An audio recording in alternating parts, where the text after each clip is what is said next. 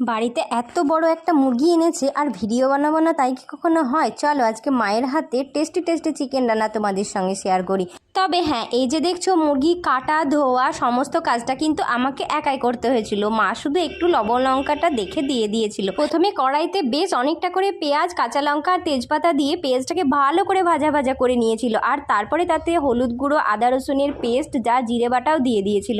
আর তারপরে কিছুক্ষণ পরে দিয়ে দিল লবণ আর একটা ছোট্ট টমেটোর অর্ধেক টমেটোও কেটে দিয়ে দিল। আর তারপরে ভালো করে নেড়ে নেড়ে কষিয়ে নিল। কষানো হয়ে গেলে তারপরে দিয়ে দিল চিকেনগুলো। আর চিকেনগুলো দিয়ে আবারও কিন্তু ভালো করে নেড়ে নিতে হবে। আর এই রান্নাটায় একটুও জল ব্যবহার করেনি মা। তারপরে ঢাকা দিয়ে দিয়েছে। ঢাকনাটা খুলে বেশ ভালো করে বারবার করে সুন্দর করে নেড়ে নেড়ে একদম জলটা শুকিয়ে শুকিয়ে একদম কষা কষা সুন্দর টেস্টি টেস্টি চিকেন রান্না করে নিল আমার মা। আর তারপরে দুটো হাঁড়িতে ভাগ করে নিল। কেমন লাগলো জানিও, ভালো লাগলে লাইক কমেন্ট শেয়ার করো। আজ তবে আসি, টাটা।